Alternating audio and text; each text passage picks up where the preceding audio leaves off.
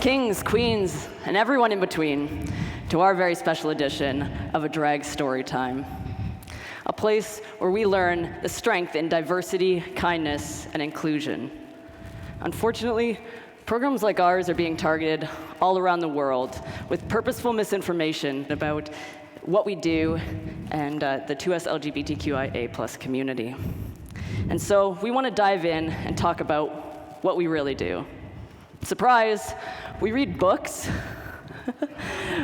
Books such as one of my favorites, My Shadow is Purple by Scott Stewart.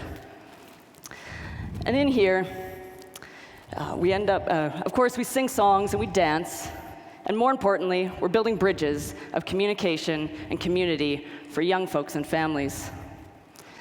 So, to be honest, a lot of people today would benefit from sitting down and listening to a drag story time.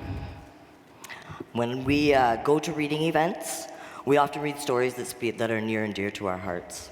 For myself, I like to read stories that speak to my experience growing up. If only I had had the language to talk about gender identity, how things might have been different. Stories such as I'm Not a Girl by Jessica Verdi and young trans author Maddox Lyons. You know, these books spoke to my experience. It's one of the best parts about Drag Storytime, an environment where you can be yourself, all of yourself, you know, and you feel free to explore, to play, and to discover. And so through books that I had wished that I had had when I was a kid, I can share part of my experience and help others to learn about themselves too. So now that you know why we are here, would you like to hear a story?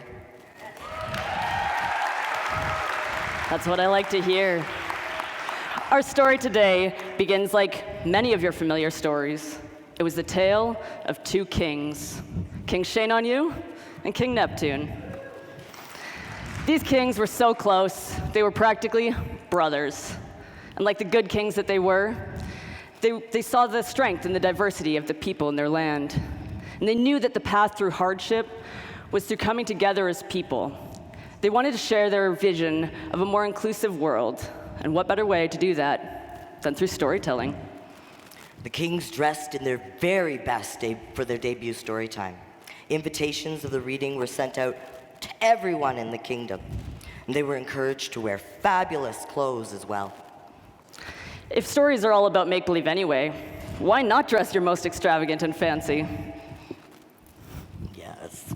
Both kings read their favorite books, stories about finding words to express yourself and how powerful being seen and loved for who you really are can be. Other whimsical tales about being true to yourself and encouraging others to feel comfortable to do the same.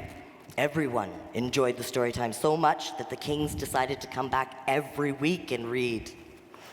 There were, however, a group of folks who thought what the kings were doing was wrong by dressing up and reading to the people. So they began to spread rumors that what they were doing was dangerous and should be avoided. And so they decided to protest their next event. So when the group of angry protesters showed up the next week, they did not dress up nor sing songs. Instead, they shouted cruel, hurtful things. Such hateful things. They even brought signs making fun of the kings for doing what they loved. The two brothers were shocked. How could anyone be so angry about something so beautiful as story time? Or sharing messages about love to people of all ages and all walks of life? Especially when these stories told the exact kinds of lessons the kings felt they needed to hear when they were just little. Everyone had been responding to the readings with such joy and gratitude. It was clear that the kings were not only the ones who needed to hear or wanted to hear these stories. While getting ready for their next event, King Neptune and King Shane were feeling a little nervous. With so many protesters chanting loudly outside, they wondered if anyone would want to come to their next reading with all that commotion going on. Hand in hand, the kings peeked out into the royal library, and a grin came across their face. Even with the protesters chanting loudly outside, the room was filled with so much support. More people had shown up than ever before. And so the kings read to the people again and again, every time they held the story time, more and more people showed up to hear their messages of love, acceptance, and perseverance. Some days, the kings felt frightened by the words the protesters were using, but they gathered up their courage, put on their finest attire, and read to the people every week anyways. And every time the protesters got loud, people found ways to drown out their jeers with love. They made their own signs, they carried colorful flags, they played music and sang songs and made sure everyone inside the Royal Library felt safe. The community they had built came together to make the kings feel safe too. They brought all their friends and all their family to show support and keep an eye out for any signs of danger. So even though the protesters tried to stop the story time from happening, their actions brought the people together, stronger than ever before, as love triumphed over fear. In time, the protesters grew quieter.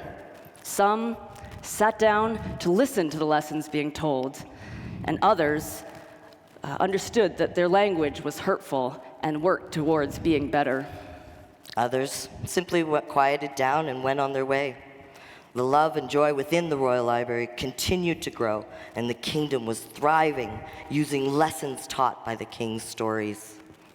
And so, to this day, all across the land, you can find kings and queens reading their favorite stories, learning and growing alongside the people through every story, every experience, and every conversation.